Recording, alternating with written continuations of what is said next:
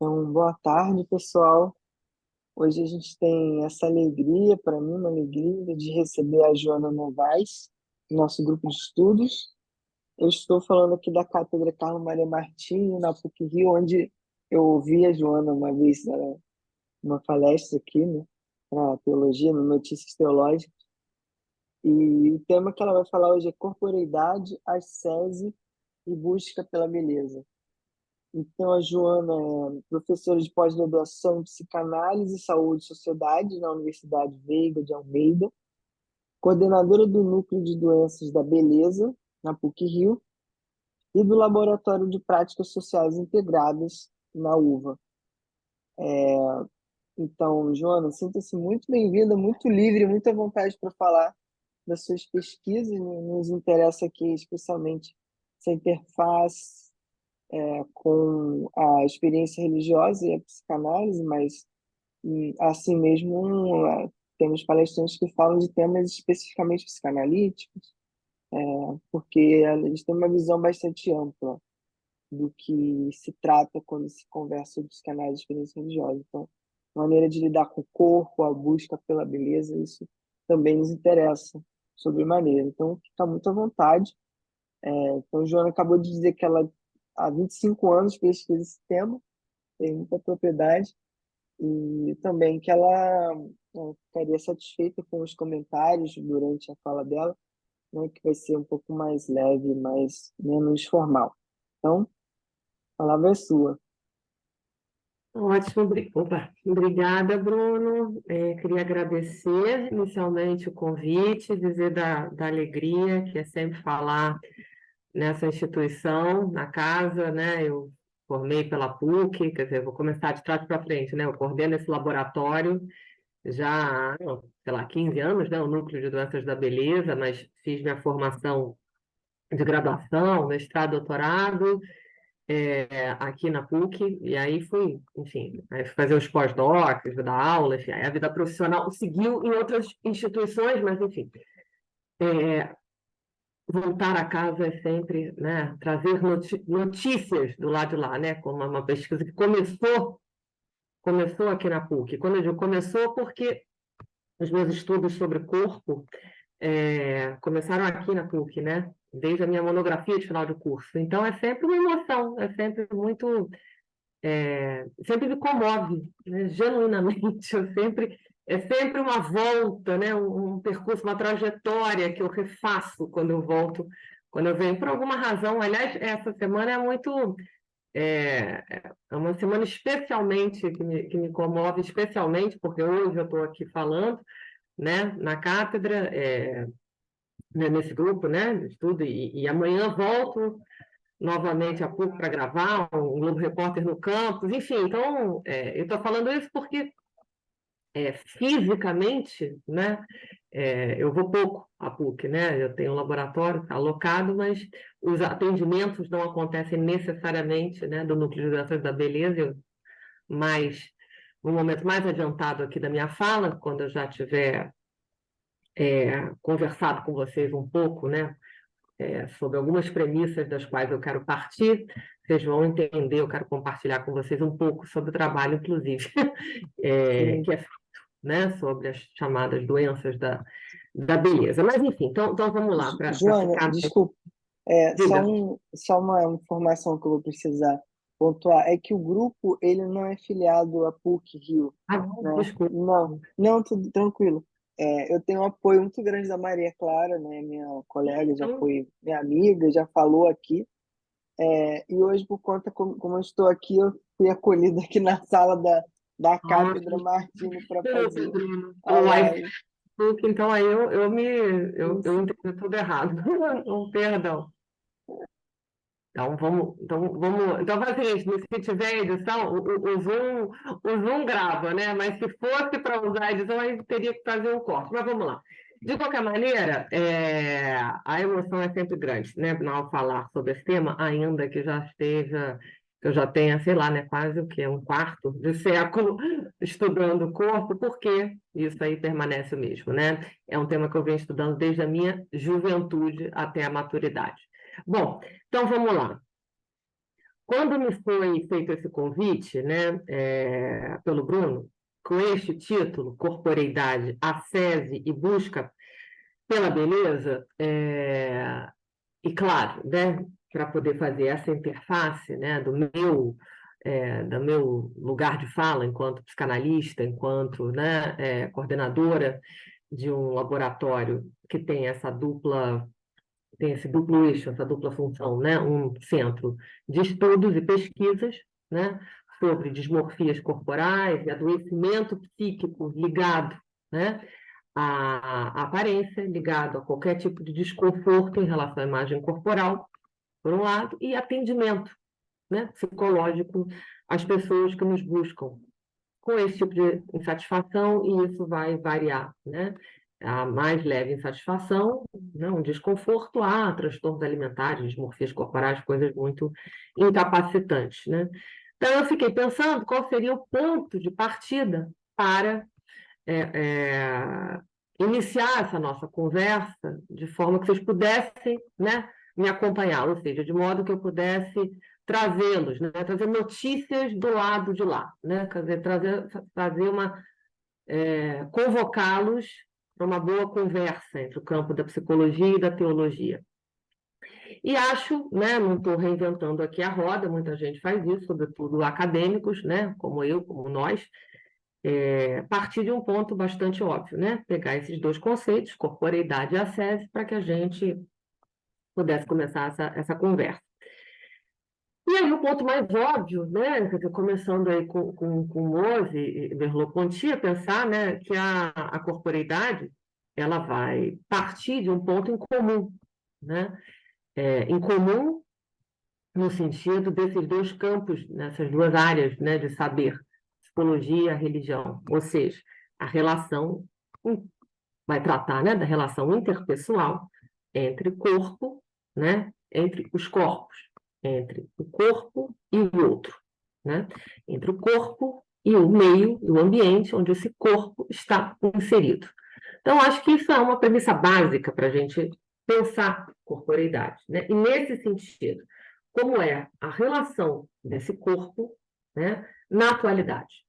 E pensar que essa relação, certamente, ela é construída historicamente, né? Ela é reatualizada, né? Certamente, os usos que serão feitos desse corpo, né? Os usos, as representações desse corpo e todo um plantel aí de representações e atribuições morais. Então, nesse sentido, eu já adianto que pensar o corpo, né? Pensar a estética é necessariamente trazer, né, na esteira dessa discussão, uma discussão política, tá? Ou seja, pensar o corpo, pensar os papéis dos modos de subjetivação, ok? Então, acho que essa é uma das premissas básicas que eu queria, né, tratar aqui com vocês, né? Pensar, então, a partir do conceito de corporeidade, quais são os usos do corpo, a partir de cada cultura, né, e dos seus códigos simbólicos, dos seus dispositivos de controle, poder, pensar, né, os gestos, os movimentos, quer dizer, toda essa gama, toda essa decodificação que é feita, né, essa aferição, como dizia, né, Lévi-Strauss, absolutamente sofisticada que é feita da cultura, a partir da observância do corpo, tá? É a partir do corpo que você observa a cultura, ou pelo menos esse é o primeiro aspecto a ser observado em uma cultura. A partir, então, da corporeidade, né? É que é possível você decodificar o grau de sofisticação, inclusive, de uma cultura. E, certamente, né, dentro dessa linha de raciocínio, as estratégias de disciplinarização desse corpo, de pedagogia corporal, de controle desse corpo. Pois bem, a partir dessa premissa, a gente pode, então, introduzir o segundo conceito que leva o título, né, dessa palestra, que é o conceito de ascese. E aí, de novo, eu vou me remeter. Até então, eu estou aqui, né, no dicionário, no beabá, tá? E aí, vamos de novo, né? Um conjunto de práticas e disciplinas absolutamente austeras, né? E que tem como base o autocontrole do corpo e do espírito. E por que isso nos interessa, né? O que interessaria isso a uma psicóloga, a uma psicanalista, né? Práticas corporais, práticas disciplinares, cujo objetivo é a regulação desse corpo com o intuito de moralizar, balizar, evitação, né? Inclusive eu tirei isso do dicionário, né? Autocontrole do corpo e do espírito, com o intuito de evitações morais, práticas austeras dos fiéis, tendo em vista a realização dos desígnios divinos, a partir das leis sagradas. Essa é a definição que está no dicionário. O que isso tem a ver, né? Se a gente usar o conceito de ascese com práticas corporais na sociedade de consumo, né? O que a gente pode usar do conceito de ascese para pensar nos usos e nas práticas corporais contemporâneas a partir desse conceito de ascese. Certamente, se eu já introduzi aqui, né, a ideia de que falar sobre estética é necessariamente uma discussão, né, eminentemente política, e se eu já introduzi aqui a ideia, né, de que a corporeidade é necessariamente um conceito que implica falar das relações interpessoais entre os corpos e o meio onde esse corpo, né, onde esses corpos estão inseridos, contexto. Isso implica necessariamente a gente pensar em valores, né, no contexto, valores e atribuições morais, inclusive, né? E, obviamente, isso implica, né, em uma série de símbolos, representações, em toda a dimensão simbólica que vai envolver e banhar, né, onde esse corpo está imerso. Ou seja, o que eu estou tentando dizer aqui é que há uma dimensão que é certamente o que interessa, me interessa, né, já me interessa há 25 anos enquanto psicanalista, e que trabalha no campo, dentro da interdisciplinaridade, que faz esse diálogo aqui com outros campos de saber, a teologia, inclusive, né, tão fértil e pertinente, é essa dimensão simbólica e não a dimensão biológica, né, essa dimensão simbólica do corpo, ou seja, que excede a fisiologia desse corpo, é que torna essa discussão tão interessante, né? É você observar esse corpo a partir da sua dimensão, aquilo que escapa e que vai definir as suas representações, simbólico, né? Aquilo que, sobretudo, vai servir a partir da aferição, da observação, da decodificação, da inserção desse corpo numa cultura como pretexto para alianças, pretexto para antagonismos, gestos, favores, amizades, inimizades, ou seja, atribuições morais, depreciativas ou não.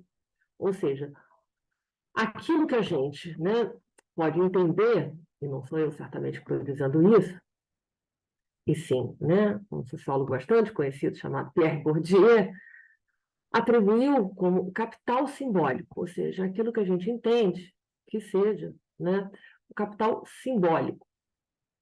Ou seja, qual é o capital simbólico do sujeito, né, num determinado campo.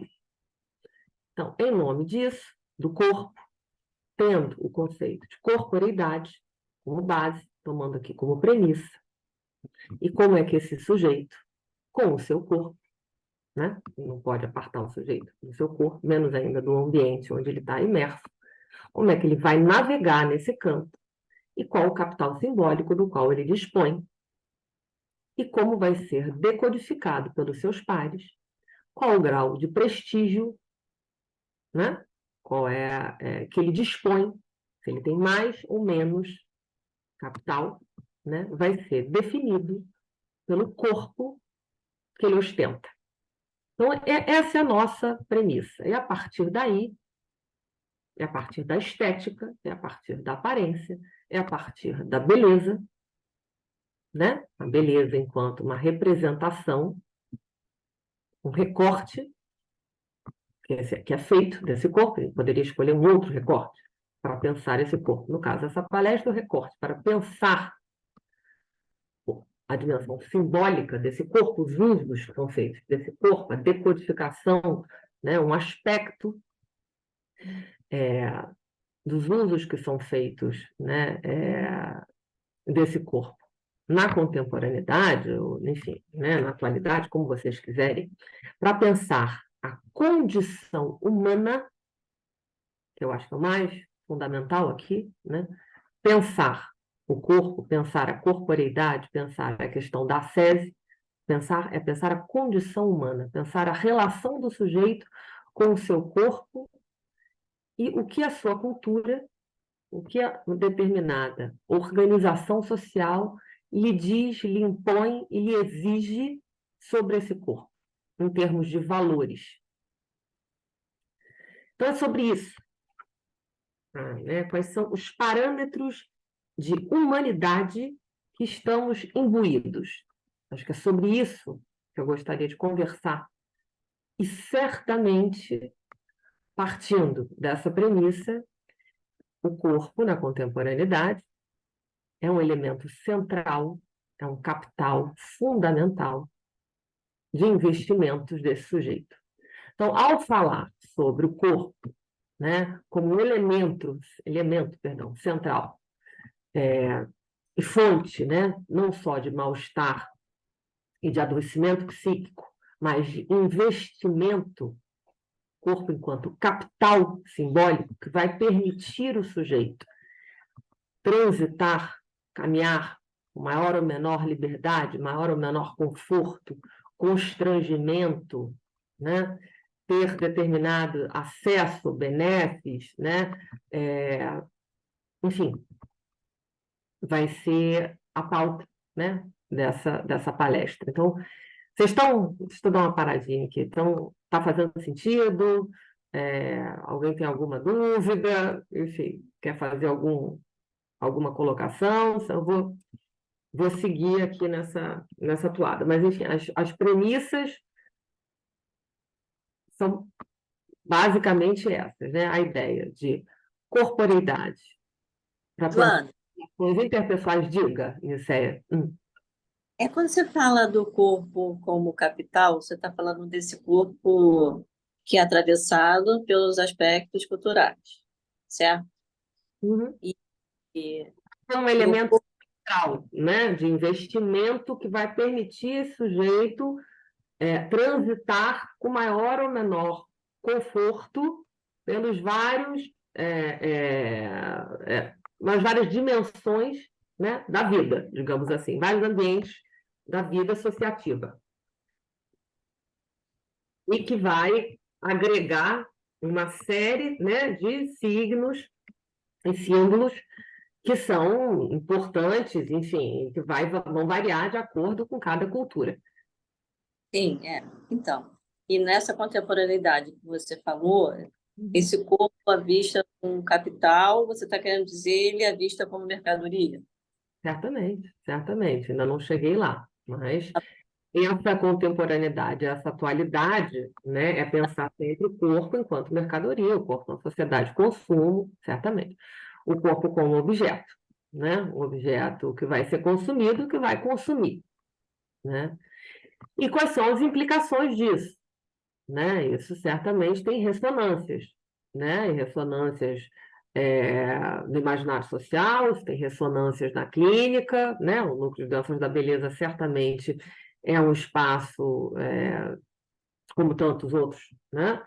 De acolhimento, né? E também de pesquisa das pessoas, né? Que nos procuram com algum tipo, né? De sofrimento relacionado, né, referido a isso que eu entendo, né, e que seja um sintoma social e não só individual, né, que bate nos consultórios privados, né, nas clínicas, mas também nas clínicas sociais e que configuram, ao meu juízo, um problema de saúde pública, né? Hoje em dia, você, né, em termos de incidência mesmo, né, entende-se, né, que as doenças da beleza, e por doenças da beleza eu estou aqui me referindo, né, não só a anorexia, bulimia, mas obesidade, a transtornos ligados à imagem corporal, de uma maneira geral, né? Como um problema de saúde pública, né? Ou seja, tem um índice, uma incidência que não pode ser negligenciada e que são, né, setadas pelo Ministério da Saúde, pelo OMS, ou seja, que requerem, né, políticas públicas, né, que são pautas, inclusive, de direitos humanos, ou seja, um adoecimento coletivo, em massa, né, e que precisam ser pensadas e que também são pautas, né, de outros campos de saber que pensam questões como representatividade, que são pautas, né, de campos que estão pensando a questão da exclusão social, etc. E tal.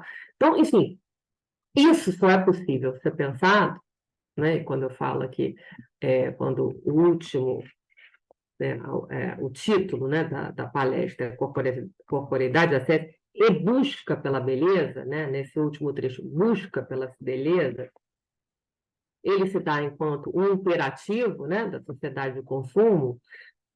Ao ser um imperativo, ele só a lógica é a lógica do consumo, né? Ela só se apresenta como tal porque é algo, né, nesse discurso que se encontra como se tivesse ao alcance de todos, né? Em tese, o discurso ele é, em tese, né, algo que é democrático, facilitado, né, democraticamente, né, no sentido de ser parcelado, né, de maneira que você tenha também os riscos banalizados, né, você tem uma ampla e restrita disseminação de uma série de práticas corporais, né, de forma que você amplificou e disseminou essas práticas, no caso, né?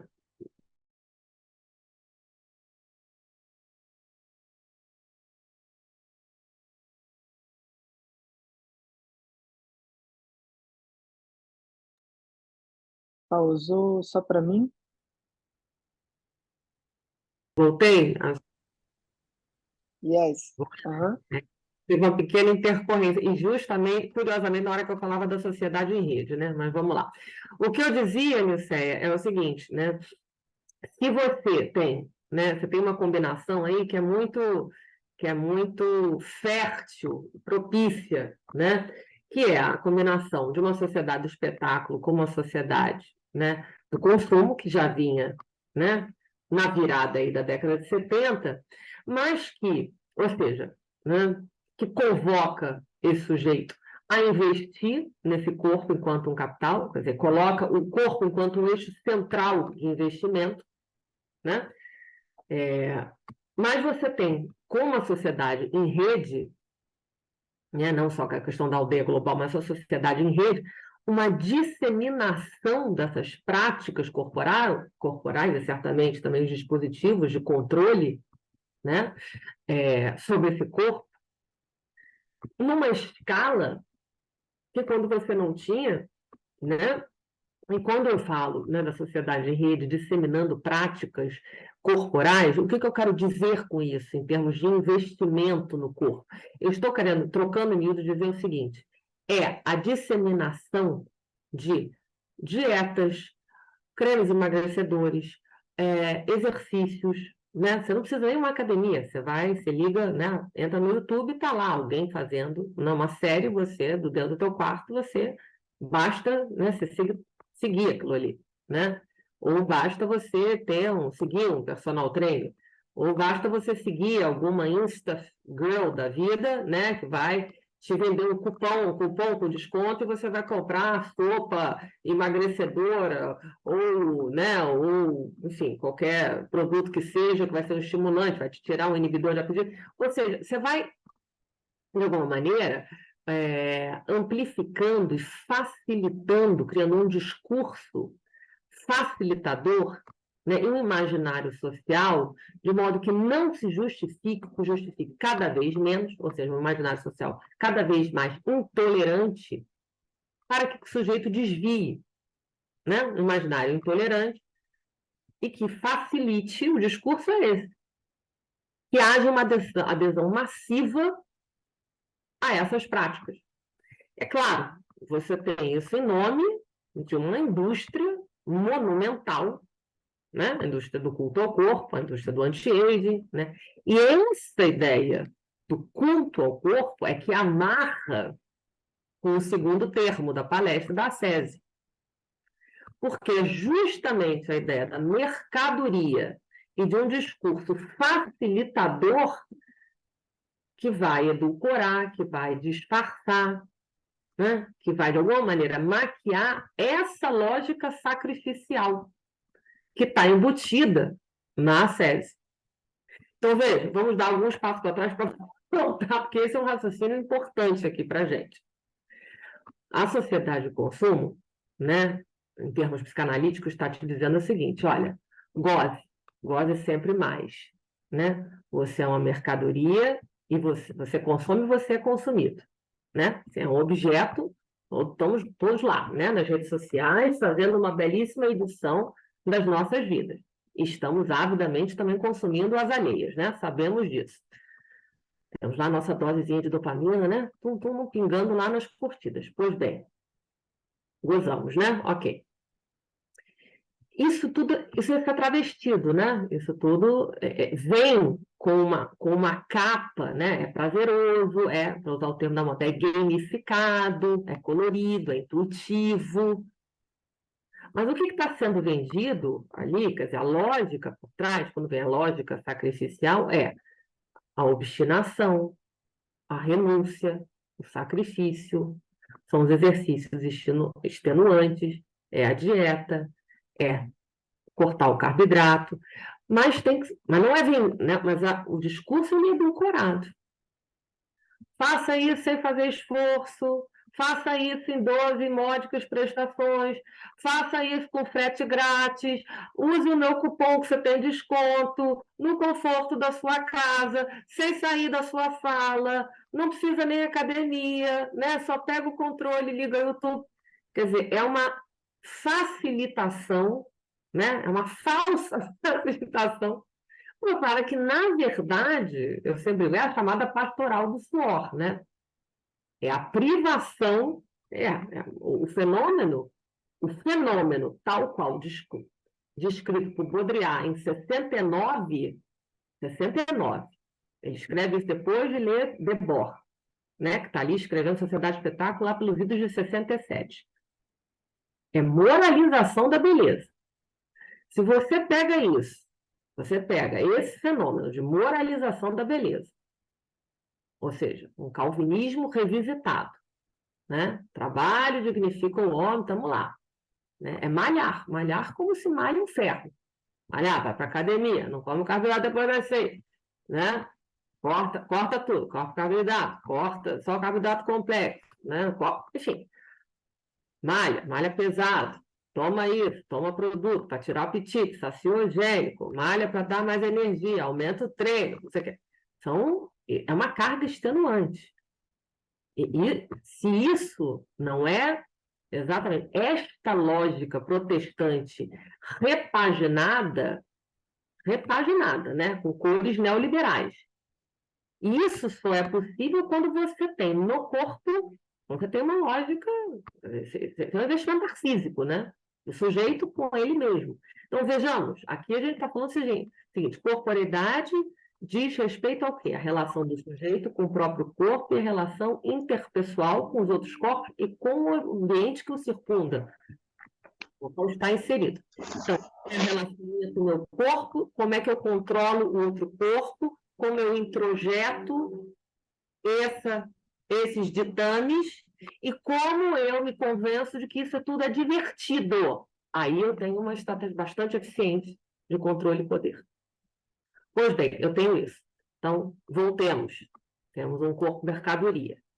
Temos um corpo mercadoria, um corpo que usa, né, que consome, que é consumido, e agora temos isso numa escala em rede que vende numa escala que jamais se imaginou, todos esses produtos, né, do transport, a esteira, ao creme emagrecedor, né, enfim, toda essa panaceia pelo celular, né, entregando em casa. Então, veja, mas não deixa de ser assédio, porque a ideia é que eu me purifique. O horror que a gente desenvolve, a gordura, a comida, a ideia de risco, a redução a esse corpo, sobretudo pela pandemia, a sua dimensão biológica está ali. A ideia de purificação, a ideia de que o meu caráter, né? Olha, vamos voltar ao conceito inicial, né? Eu continuo me limitando. Eu sou o que eu como, eu levo a marmita, né? Não sei se vocês conhecem, né? É um transtorno que está bastante em alta, os ortoréxicos, né?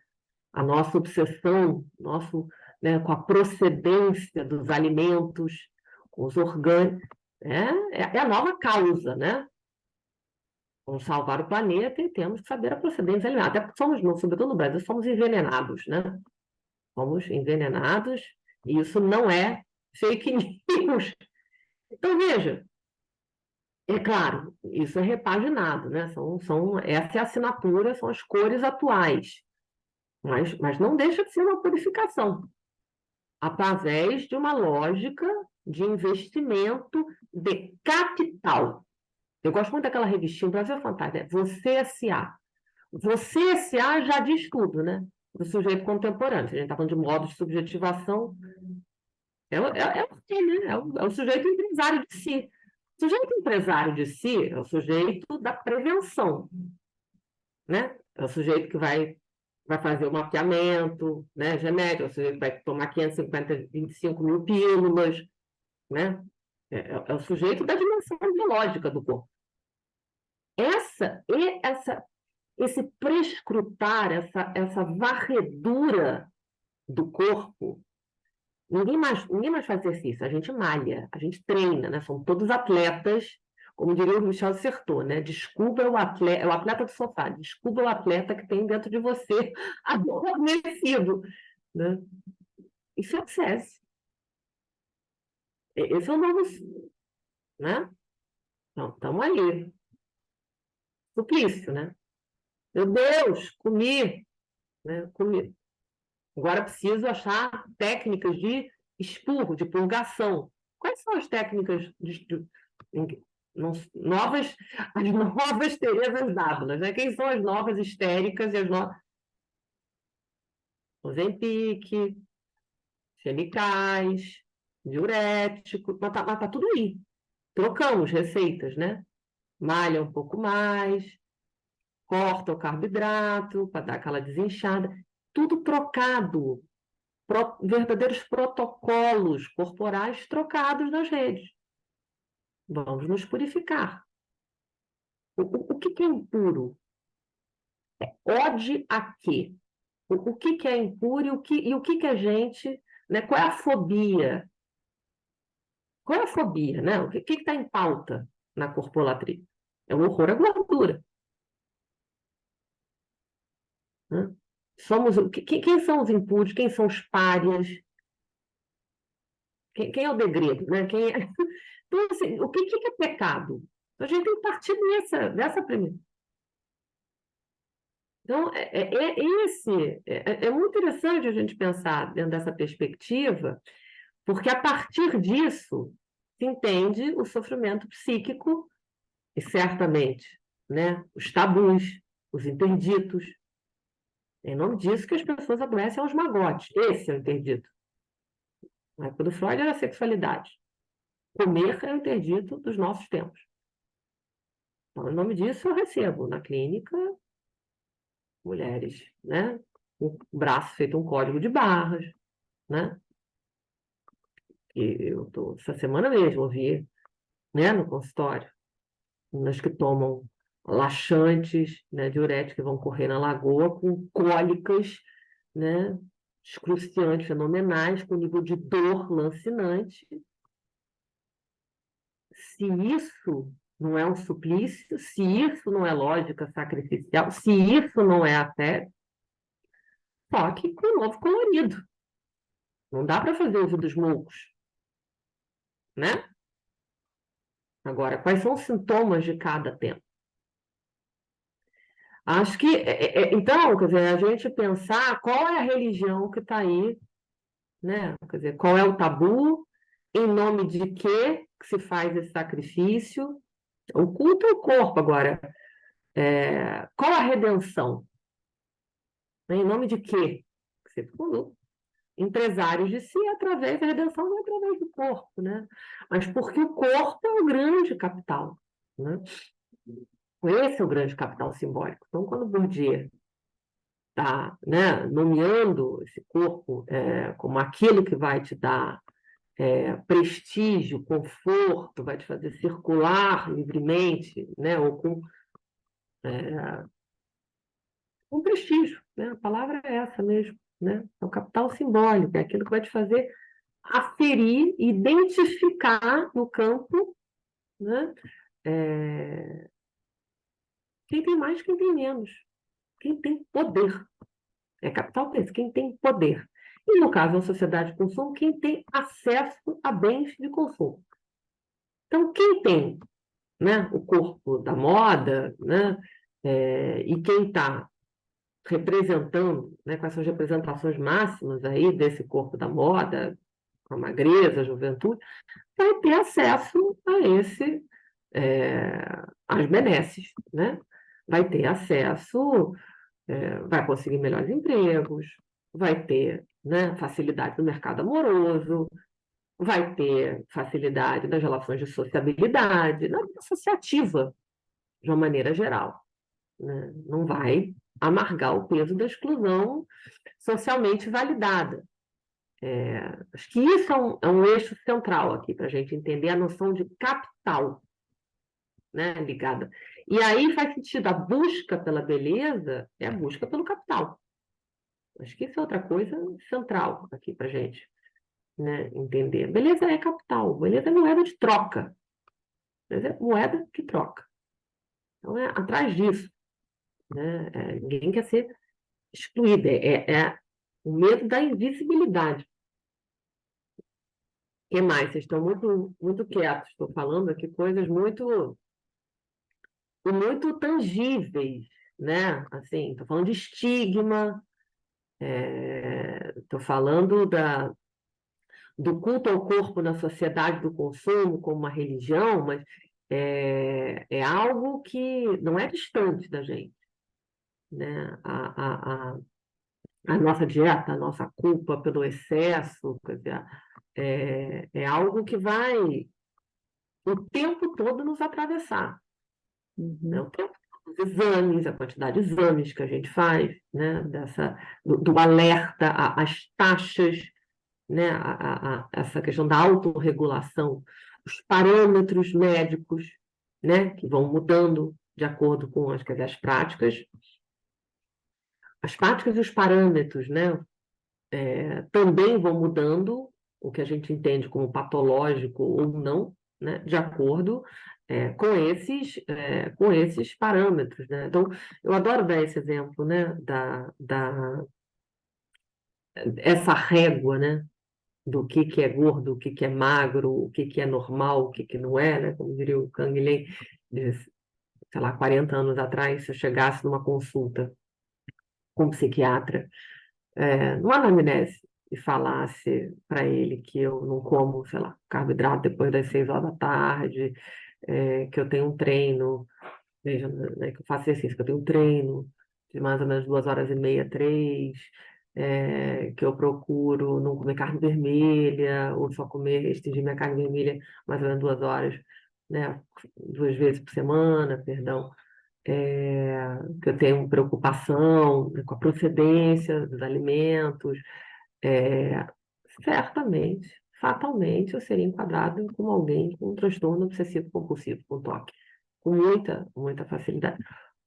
Hoje em dia, uma pessoa antenada, né? Alguém da área de saúde, com os valores, com as práticas, com os usos, né? Com o imaginário, pronto, social atual, seria alguém vaidosa, assim, com uma vaidade talvez um pouco exacerbada, mas não necessariamente com transtorno obsessivo compulsivo. Então, quer dizer, esses parâmetros, né? As práticas fazem os sujeitos, né? Como diria o Foucault, não são revistos, né? Eles também vão sendo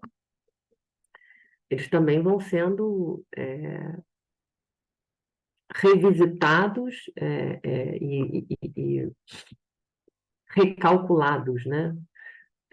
Ou seja, são construções históricas. Acho que isso é outra coisa muito importante, né? Para a gente pensar, ao mesmo tempo que que é fundamental a gente entender a ideia de corporeidade no sujeito, a relação com o próprio corpo, e no controle, né, na observação em relação aos outros corpos também, né, que o cercam, nas relações interpessoais, certamente isso vai ser feito, esse controle, essa avaliação e essas atribuições morais, obviamente atravessado pelos valores, né, por essa cartela, né, do Antônio, digamos assim, de valores e atribuições morais de uma determinada época, uma determinada cultura. Eu gosto sempre de citar, por exemplo, nos estudos sobre usos do corpo, né, nas classes populares, nas classes mais abastadas, enfim, nas classes médias e altas, porque tem muita distinção, né, a forma como a gente atribui se é bonito, se é feio, se está gordo, se está magro, sobretudo a relação, né? Eu fiz um estudo há mais ou menos uma década atrás, em academias de ginástica, em algumas favelas cariocas, e vinha já, tradicionalmente, fazendo esse mesmo estudo em academias na Zona Sul, né? No asfalto, como eu digo, né? De onde os valores, quer dizer, essa questão da privação e um corpo seco, sarado, definido, né? Quer dizer, mas, sobretudo, falando aí da lógica sacrificial, né? A ideia de que você tinha que esconder, encapsular esse corpo que estava acima do peso e de que ser chamada de gostosa era sinônimo de estar gordo, ou seja, de que era uma coisa pejorativa, e na hora que eu subo, então, né, vou para 3 comunidades e começo a entrevistar, majoritariamente eram empregadas domésticas, mulheres moradoras de favelas, são 3 favelas cariocas aqui da Zona Sul do Rio que eu visitei, e lancei um livro até, chamado Com Que Corpo Eu Vou. Na época era uma pesquisa minha financiada pela FAPERJ. E aí, quer dizer, o que distinguia, né, esse imaginário social, esse outro universo de atribuições, de valores, onde você tinha até majoritariamente muitos sujeitos que eram migrantes, todo imaginário, quer dizer, onde a fartura, a gordura estava associada à miséria, né? Então, um parâmetro, né, uma relação ali com a comida, com a gordura é outra, onde o excesso estava associado, né, à ausência de miséria. Então, você tinha falas, por exemplo, né, tipo, né, não, ao contrário do que eu imaginava, né, eu falei, bom, ali há uma superexposição da carne, né, as moças, eu pensava, né, claro, do meu lugar de fala, mulher, classe média alta, Zona Sul, né, o pessoal falei, será que não está se achando, não se vê gorda? Como é que é a percepção de si, né? Não, estava se vendo acima do peso, mas a questão não era essa, né? E era muito interessante, porque fazia troça, né? Brincava, falava, não, acho engraçado a madame, não, tinha muitas empregadas domésticas falavam, engraçado, ela acha porque bota roupa larga, ninguém vai ver que ela é gorda. Mas falas fantásticas. Aqui não, aqui eu vou no baile e passo o rodo, aqui tem carne, né? Aqui é igual churrasco, tem carne para todo mundo, né? Se eu passar na quebrada e ninguém chamar de gostosa, aí é que tá ruim. Quer dizer, tinha uma outra. E falas certamente, não tão engraçadas, mas dramáticas, referindo um passado de miséria, e certamente relatando a vergonha de não ter o que comer e não querendo reproduzir isso. Isso também aparece numa outra pesquisa minha, de pós-doc, sobre com mães de crianças obesas em favelas cariocas, né? Então, isso é muito interessante, porque falando nessa questão dos usos do corpo, quer dizer, como eu falei aqui, né, desses parâmetros, né, do normal, do patológico e das atribuições morais variando historicamente, mas tem as variações também em função não só das regiões, mas do extrato social, econômico, quer dizer, isso tudo precisa ser levado em consideração também, já que essa discussão sobre estética, aparência, beleza é fundamentalmente uma discussão sobre política, né, e que vai falar das relações interpessoais, e disso que eu falei aqui na minha apresentação, né, e que vai falar sobre as alianças, sobre os estigmas, sobre como vão ser costuradas as relações claro, de poder certamente, né, mas de amizades, inimizades, de sociabilidades, né, sobretudo. Como a aparência vai mediar e vai modular, né, as relações numa sociedade, numa cultura onde ela tem um papel central, né, onde o corpo é o locus de investimento, né? Então, acho que isso é o ponto central aqui da minha fala, né? Como a aparência vai ser determinante, né, para as pessoas se aproximarem ou não, serem admiradas ou não, serem consideradas, não estou no caso das mulheres, boa mulher, boa esposa, boa mãe, boa profissional, quer dizer, e o contrário, né? A avaliação moral que é feita, se não é bom profissional, se é considerado lento, se é considerado preguiçoso, desleixado, se a gordura, dependendo, né, da classe social, ela é vista, ela é dessexualizada, ela é vista com escárnio ou não, se ela é uma atribuição de ausência de miséria ou não, de fartura. Então, esse gradil aí, né, de atribuições morais, de valores, é muito interessante, assim, muito importante para a gente pensar, né, a questão da beleza como um marcador para decodificar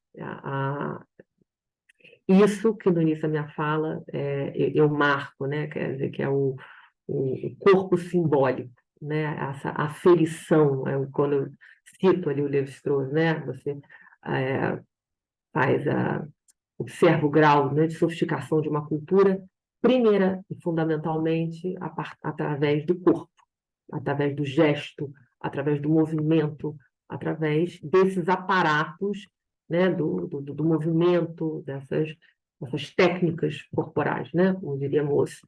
Então, é isso, né? Pensar o corpo é pensar a condição humana, e é pensar como o sujeito se relaciona consigo mesmo, com seus pares, né? E pensar, sobretudo, né, na contemporaneidade, as formas de mal-estar, pensar o contemporâneo, quer dizer, não há como você não pensar o corpo, né, tendo um lugar aí de centralidade, quer seja através, né, das inúmeras, enfim, somatizações, enfim, questões clínicas, né, ligadas às doenças psicossomáticas, enfim, aí entra outras coisas que eu não quero me desviar aqui na minha fala, mas, enfim, é importante marcar, no caso aqui o recorte é a beleza, né, mas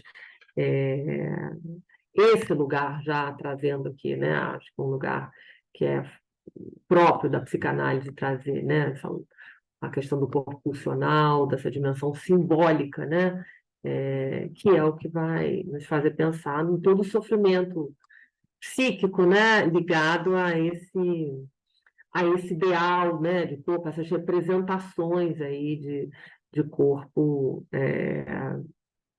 contemporâneos, né, esse ideal jovem, seco, sarado, definido, diáfano, quer dizer, esse corpo para além de, quer dizer, que não pode ter marcas, né, não pode ter a passagem do tempo, esse corpo das telas, né, esse corpo liso, esse corpo imaginário, né, esse corpo do enfim, é um corpo que não. Um corpo para além, né? Acho que daí tem uma outra coisa interessante, né? Esse horror, quer dizer, o horror da gordura, mas o horror da doença. Esse corpo também que é uma outra coisa, né? Que também vai caracterizar os nossos tempos, né? O horror à doença, o horror à feiura, o horror ao negativo, né? Essa hermenêutica aí, né, da dor, essa questão da positividade tóxica, isso tudo também vai atravessar as questões do corpo. Isso também é uma pauta dentro, né, da beleza, porque diz respeito à feiura, né, o nosso horror, o nosso horror à feiura, a beleza contempla, né, de uma maneira mais ampla essa ideia da positividade tóxica, né? De uma sociedade, uma cultura que não suporta, né, as sombras, né? A cultura das superfícies lisas, do apagamento das marcas, da história, né? Uma cultura que você não pode falar de doença, de velhice, de tradição, quer dizer, obviamente não tem espaço, né, para isso. Então, vou até fazer a propaganda aqui, o meu primeiro livro tem esse Intolerável Peso, esse título da feiura, não poder falar disso que constitui a condição humana, né? O fenecimento, a dor, a velhice, a morte, né? Essa que dá textura, né? Densidade, né? É, tem essa dimensão também, né? Como já diria o Freud, né? No texto sobre a transitoriedade, né?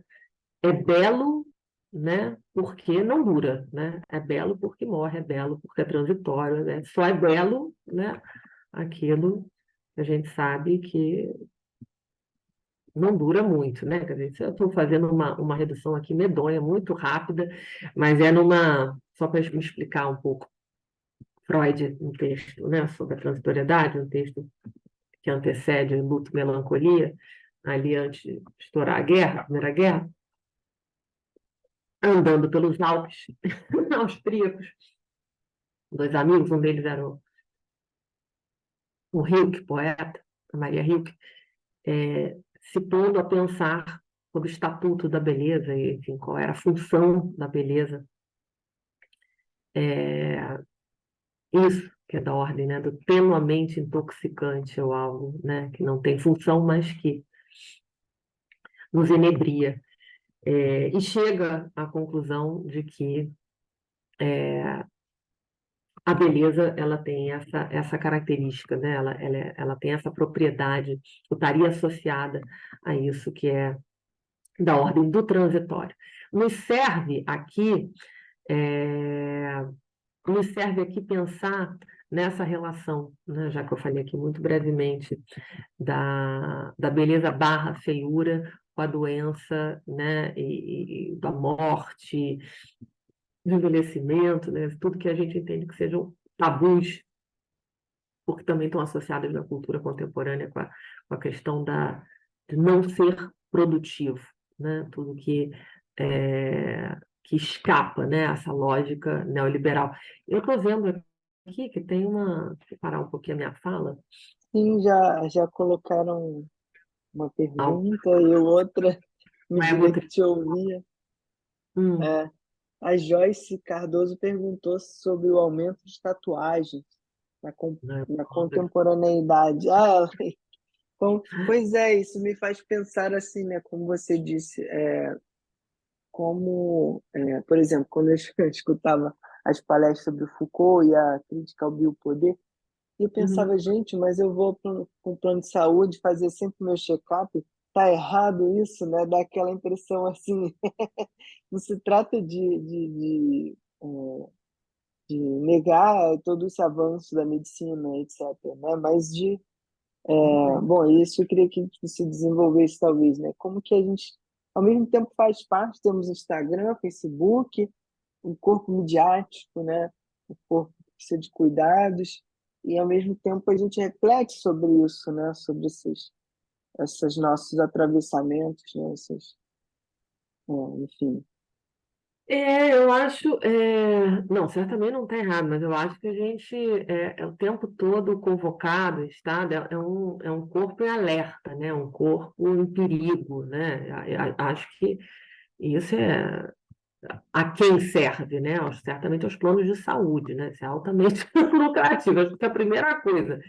O lobby da indústria farmacêutica, né? Quer dizer, não há como a gente não mencionar, né?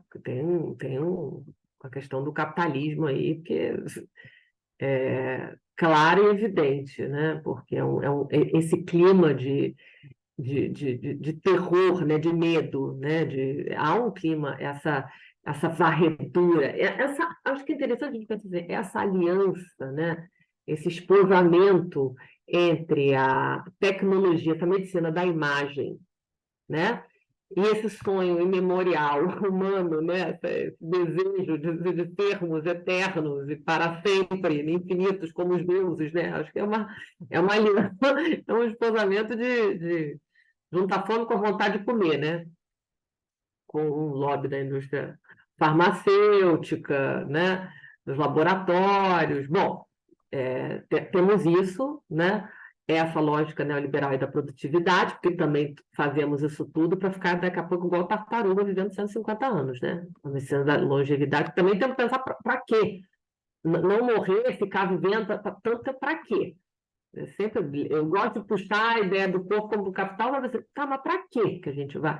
Ah, mas é qualidade de. Tá, mas alguma hora tem que falhar, mas não vamos ficar aqui para sempre?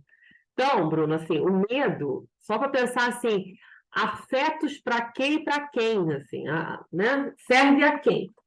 E para quem, assim, né? Então, mas sim, né? Ficamos, não sei se é uma questão de certo ou errado, eu sei que serve, né? Afetos, como medo, a gente sabe que o Estado funciona, né? São técnicas boas, dispositivos bons de coação, de controle, né? Então, já que você citou o Foucault, eu estou dando essa linha aí da biopolítica.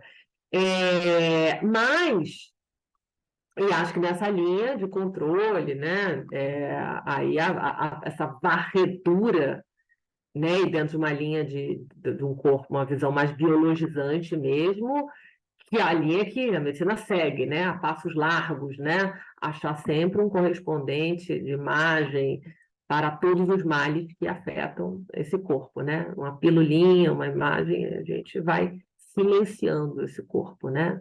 Menos palavras, mais pílulas, né? Fala-se menos, né?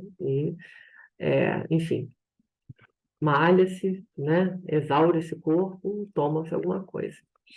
Não é definitivamente uma cultura da palavra, é uma cultura da imagem, sabemos disso, né? E do medo do risco, né? A gente prescruta, faz uma varredura, olha esse corpo pelo avesso, com tecnologias cada vez mais, trabalha com a prevenção, que é o pânico, né? Então faz o rastreamento genético, não sei o quê, mas a palavra mesmo, pouco investida, né? Então, aí é o meu depoimento pessoal, mas enfim, já me perdi, Bruno, porque vou numa. Não, a Joyce perguntou também sobre a tatuagem, como você vê, né? Eu estou olhando um ascético e corpo místico aqui. No místico aí não é minha área, eu não sei falar sobre É, mística.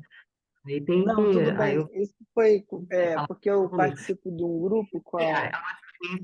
Eu não eu adoraria fazer parte, inclusive tem um filósofo que a Maria Clara trabalha, que eu já fiz curso, que eu adoro, que eu esqueci, acho que ele é da. Agora É eu esqueci. o Marcos Não sei. Reis, não. Isso, esse aí, acho que ele é ótimo. Mas Isso, aí ele é o ele, coordenador. eu não vou dar pitaco em coisa que eu não sei, porque aí eu vou falar abobrinha. Então, cada macaco no seu galho. Eu acho, eu adoraria ouvir no plural sobre mística.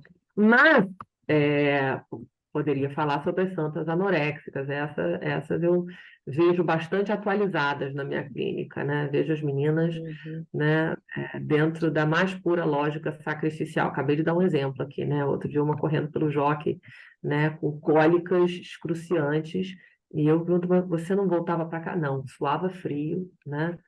Só faltava dar chicote. Não, não, se pegam, cinto também, né? Se cortam, fazem coisas medonhas. Mas, enfim, isso é a chamada purificação e um gozo mortífero, né? É a psicanálise trabalha isso quando pensa a questão dessa dinâmica, né? Sadismo, masoquismo. Mas, enfim, é, alguém perguntou da tatuagem, né? Pois isso é uma coisa muito interessante, já que eu falei há a primazia, né? Falar ódio, que é eleger a primazia da cultura da imagem, né? A primazia do imagético sobre o simbólico, né? No sentido, a cultura das telas, né? Das páginas e não da palavra. E quando você tem isso, acho que é uma coisa interessante para a gente pensar. Quando você tem a primazia da imagem sobre a palavra, isso tem um efeito, tem ressonâncias, né? Tem um efeito psíquico. Qual é o efeito que isso gera, né? Em termos psíquicos, em termos de desenvolvimento, inclusive, né? Do aparelho psíquico? Isso é muito interessante, porque a entrada, falando agora em termos psicanalíticos, né? O consciente, né, para a psicanálise, ele é organizado como linguagem, né? Então, a entrada do sujeito no mundo, falando muito grosseiramente, né? As representações, quer dizer, a introdução dele vai se dar através da palavra, né? Alguém, e das relações humanas, já que a gente estava aqui de novo, né? Partindo aqui da corporeidade, relação do sujeito com o próprio mundo, com o próprio corpo, com outras relações interpessoais. Então, perdão, voltar aqui e pensar, trazer notícias da psicanálise para pensar o início de tudo, para responder a pergunta aqui da tatuagem. Uma possível explicação para isso. No início de tudo, você tem um sujeito, né, um bebê, uma mãe e alguém que está nomeando esse corpo. Nomeando, tem um amontoado ali, né, um sujeito que não sabe nada sobre si, e alguém nomeando esse corpo, sensações. Ah, está com cólica, está com fome, você quer, né? Quer comer, quer fazer xixi, quer fazer cocô? Bom, enfim, vai nomeando, vai erotizando esse corpo, acalentando, dando, né, contornos, enfim, estou fazendo aqui uma simplificação grotesca só para dizer o seguinte: isso para a psicanálise, né, significa, no início da vida, que a gente precisa de alguém para nos introduzir, né, no universo simbólico, ou seja, para nos banhar no universo de linguagem, né, e para significar e erogenizar o nosso corpo. A gente precisa de alguém para fazer isso, né?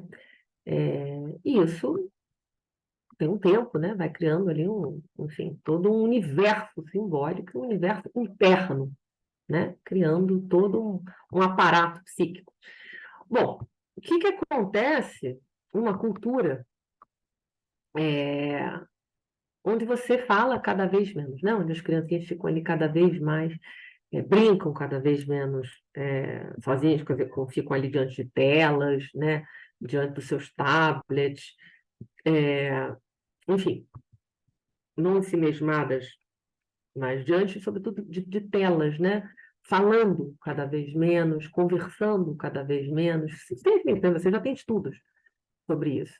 E há uma diferença, né? Entre a gente ler, entre a gente ficar sozinho falando e a gente ficar mimetizado olhando, né? Você já tem pediatras, inclusive, né, que estão restringindo o uso, diminuindo, né? A gente já tem com adultos, você imagina, né? Fazendo detox. O que isso tem a ver com tatuagem? O que isso tem a ver com, sobretudo, uma questão que é bastante contemporânea e tem sido alvo de muitos estudos? O que isso tem a ver com memória, né?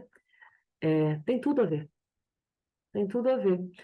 Porque é esse outro que vai, e a presença desse outro, e na ausência desse outro é que eu vou, né, criando algo que é quase que um músculo, né?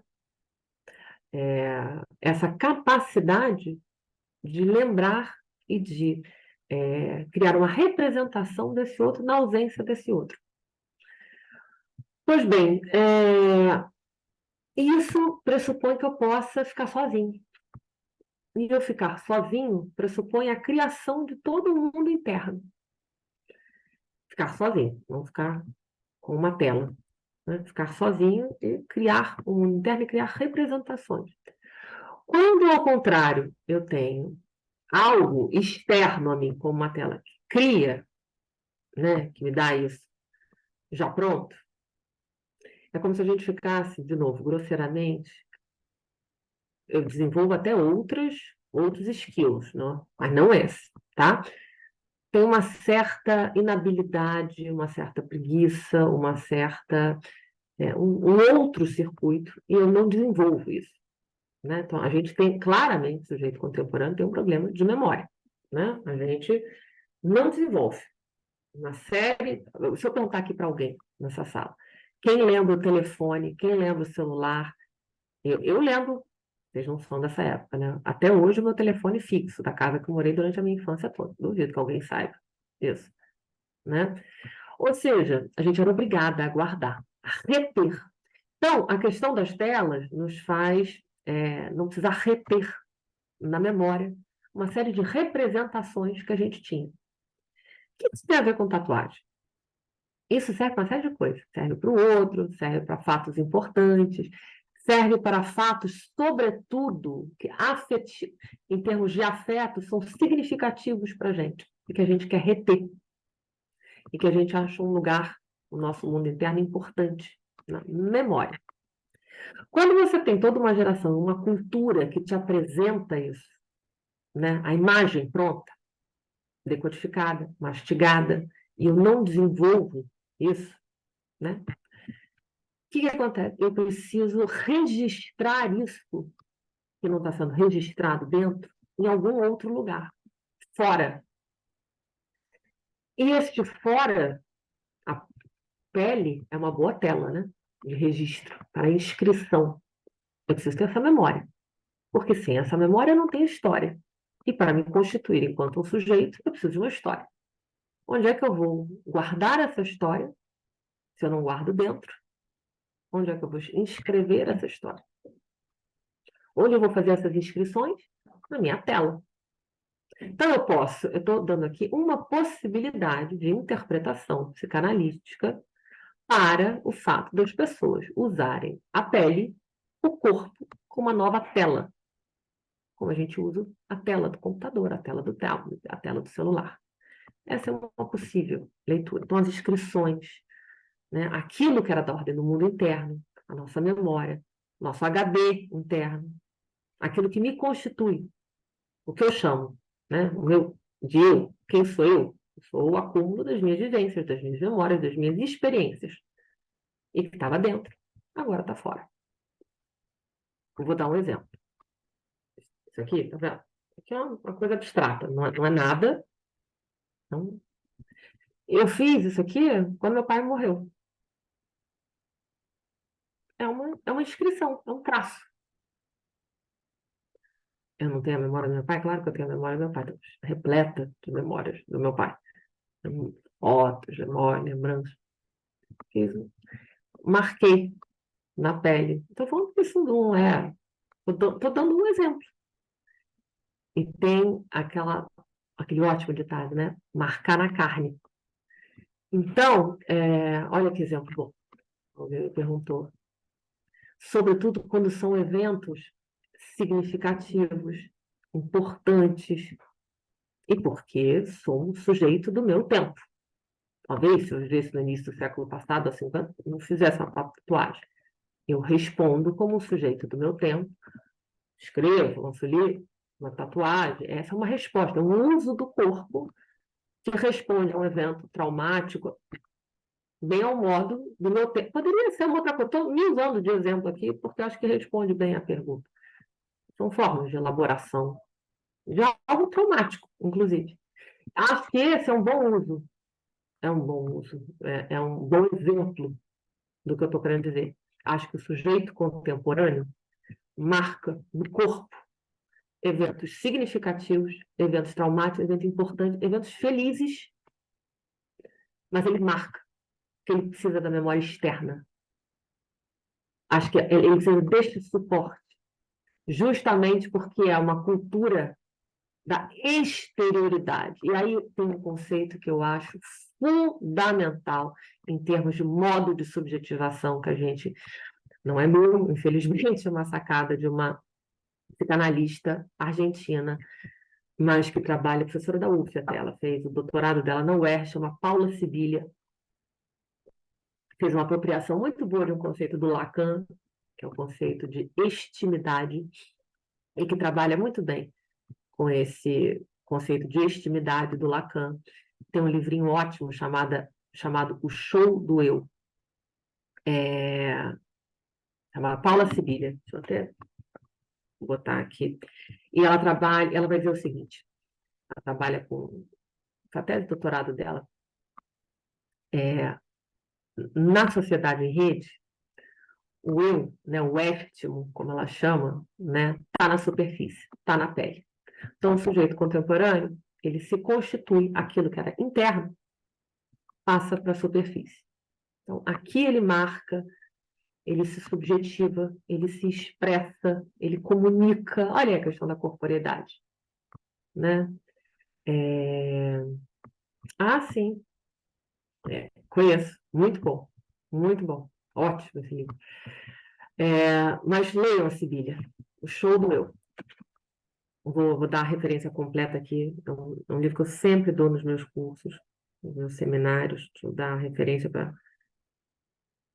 a extimidade como espetáculo. Eu sempre dou, agora é ridículo, né? Na hora que eu preciso dar aqui na palestra, eu esqueço.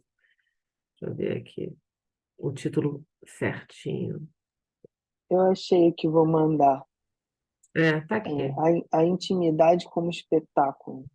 A intimidade como espetáculo. Pronto. É o show do eu, a intimidade como espetáculo. Pronto. Recomendo fortemente a É leitura. mesmo, Já é antigo, mas eu ainda acho que é a melhor descrição do modo. Disso que a gente está falando, né? A pessoa que teve a melhor sacada desse modo de subjetivação contemporâneo com o advento da sociedade em rede. Eu não conheço nada melhor ainda. Acho que a Olha Paula só. é imbatível. Imbatível. Ela fez doutorado lá, se não me engano, com o Benilton Bezerra. Na época que eu estava na UERJ, eu estava fazendo meu pós-doc.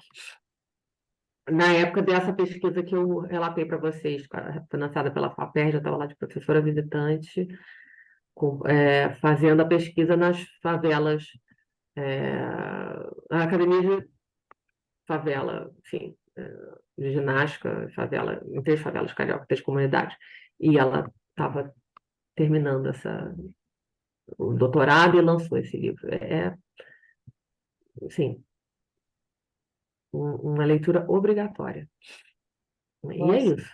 Está na superfície e acho que, entre outras coisas, é uma boa resposta, uma boa interpretação para a questão da tatuagem. Por que que a inscrição se dá agora na superfície, não como na época do Freud, quando ele escreve sobre a questão das facilitações neurais, enfim, no projeto, no final do século XIX, enfim, um dos primeiros escritos dele.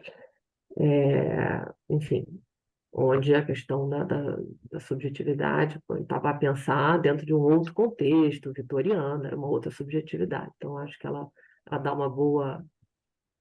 Ela faz um bom uso da psicanálise e atualiza, né? Pode pensar a partir de enfim, de todo esse aparato contemporâneo, enfim, né? Das novas formas de organização social. É muito interessante, né?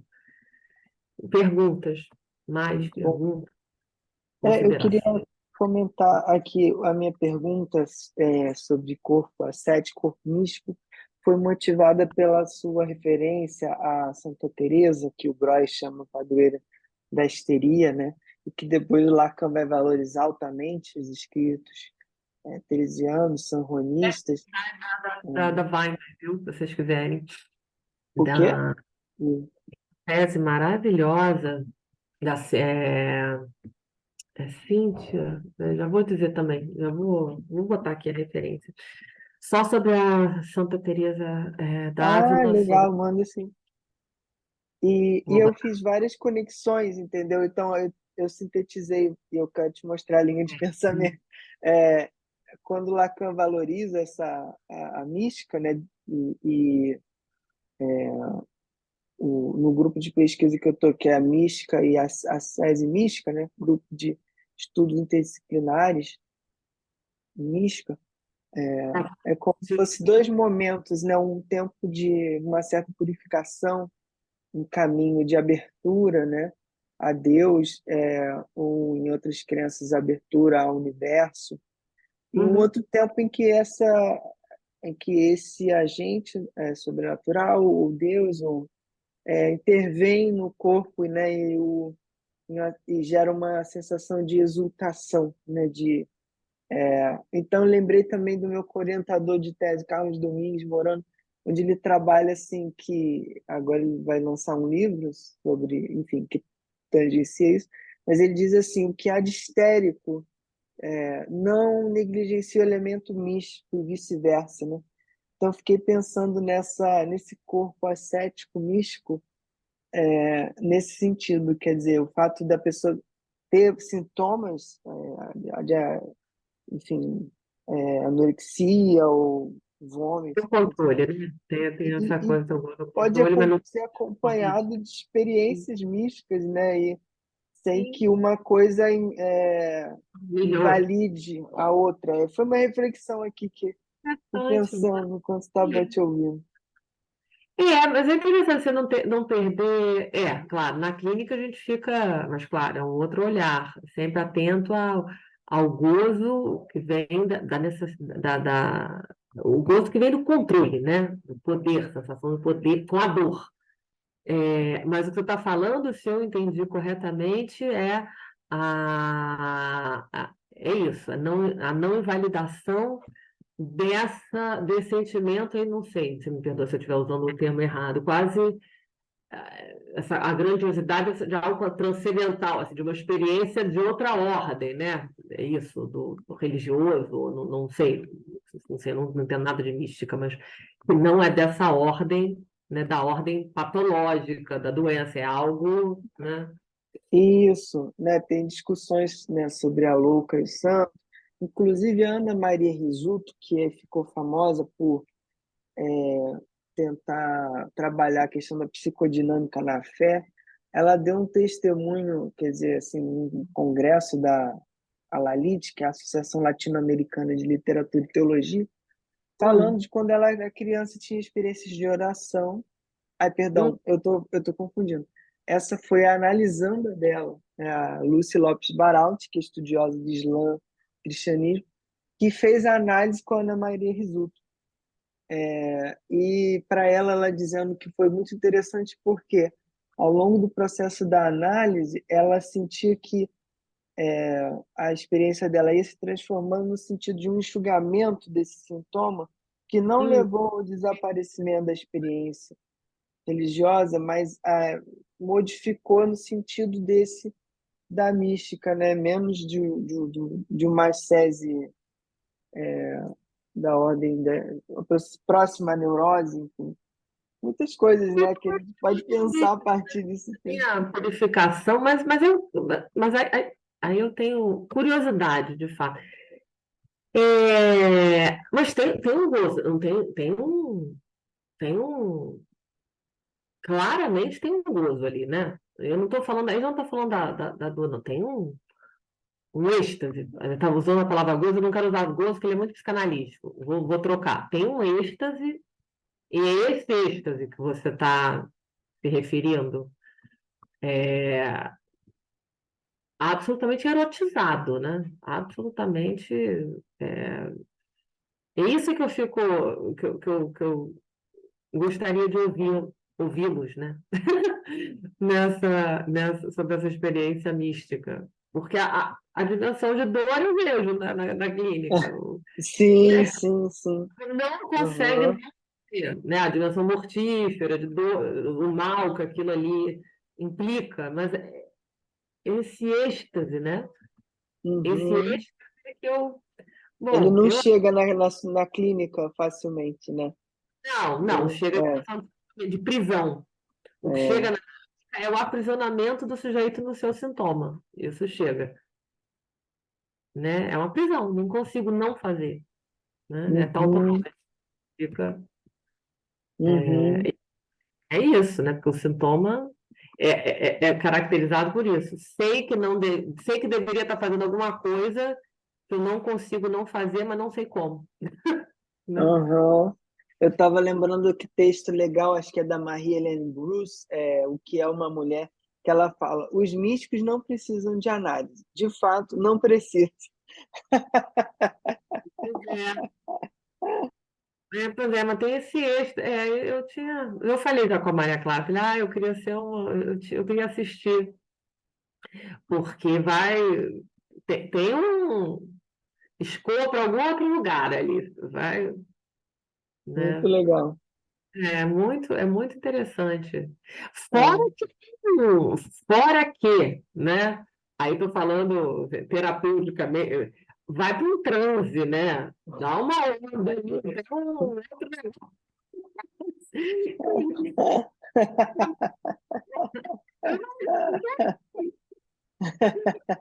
Esvaziar os consultórios. Ninguém quer amar. Pô, é muito mais divertido. Enfim, parar de falar bobagem aqui, mas eu falava isso com ela outro dia. Eu ficava, é porque eu comentava, agora tentando falar aqui, mas eu sempre fiquei muito fascinada, aí não tem nada a ver com as anoréxicas que eu trabalho, enfim, mas que eu atendo. Eu sempre fiquei muito fascinada com os derviches, né? São os derviches, aqueles que ficam em círculos rodando e em transe, né? Não sei se isso é considerado experiência mística, não sei se isso pode ser considerado experiência mística, mas fenômenos são fenômenos, e eu trabalhei muito, fiz pesquisa até, uma das primeiras pesquisas que eu já fiz na vida acadêmica mas aí com religião de matriz africana. E aí, claro, né? Pessoas que incorporam, e aí, desses fenômenos de incorporação, coisa que você mais vê, né? Por isso que eu pensei na questão do êxtase, né? Tem um, né? Mas, enfim, se você vai também, fenômenos de massa, né? Freud tem vários escritos sobre isso, fenômenos de massa, esse sair de si, né? Enfim, Bruno, mas é muito interessante. Eu ainda vou assistir. Quando for aberto alguma coisa, você coloque lá que vou lá bicar, vou lá beber nessa fonte aí de vocês. Enfim, Maravilha. mas por enquanto, mas tem a Cibele Weinberg, que é uma belíssima tese Eu estava orientada olhando agora o número dela, assim, o livro. a Berlim, que ela também, aliás, ela também morreu, enfim, os dois morreram. é, Sobre anorexia e as santas anorexias, uma maravilha de tese, né? Então, essas são as minhas duas indicações tá aí para quem gosta do tema, né? Excelente, excelente. Ai, É. Joana, muito bom estar com você. Queremos te agradecer aqui a Mas foi assim, presença. formal, mas espero que vocês tenham gostado, Muito né? bom. Eu acho que muita gente vai assistir já no YouTube. Tem alguns que passam de 100 visualizações, mas no horário, às vezes, a pessoa não consegue ver. Aí eu te Uhum. mando o link, você pode enviar para quem você quiser. Tá E ótimo. alunas, alunos. Confusão que você falou que você estava no Wi-Fi da PUC, enfim, aí fiz essa confusão, então me perdoe. Não, mas tem realmente uma conexão forte aqui com vários professores daqui já falaram, outros devem Perdoe. falar. É, e é isso. Não sei se quer dizer mais algo antes de Não, terminar. eu queria, assim, para fechar, algo que me inquietou desde que o convite foi feito e que me tem feito pensar essa. Bom, isso desde que esse último governo, né, graças a Deus, terminou, essa interface entre esses dois campos, teologia e psicologia, quão oportuna é, né? Então, assim, foi com muita alegria que eu recebi esse convite, e, sobretudo, né, tendo esse tipo de clínica que eu tenho, Bruno, né? Agora, ainda mais como a coisa derivou, né, se encaminhou mais para o final aqui do debate, é uma discussão que eu acho pouco explorada, no sentido da teologia encabeçar, né, propor. Então, queria ratificar isso aqui. Muito se fala sobre o corpo, sobre culto ao corpo, mas é muito bom essa discussão ser proposta pela teologia, porque a gente pode aí adensar um aspecto desse tipo de estudo que é pouco explorado, religioso, e que fica normalmente raso. Você agora trouxe esse aspecto da sese, né, um aspecto religioso filosófico, e é muito interessante. Normalmente as discussões todas descambam para a questão da biopolítica, ou mesmo, né, a Uhum. questão histórica, mas achei importante frisar isso aqui, achei inédito, né, a teologia propor isso, então queria agradecer. Ótimo. Muito Tá bom. bom? Lembrei aqui do início do Michel Dissertor, na Fábula Mística, que ele diz: o cristianismo começou com um corpo que falta, um corpo que não estava lá. Exato. É um É autor que eu belíssimo. bastante até, por um É, acaso, no livro. Eu acho que ia pouco explorado, assim, no meu campo, né? Não no de vocês, no meu aham. campo.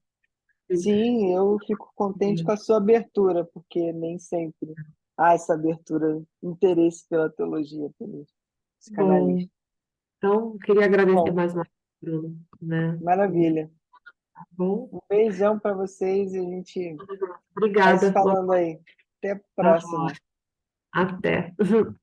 Tchau.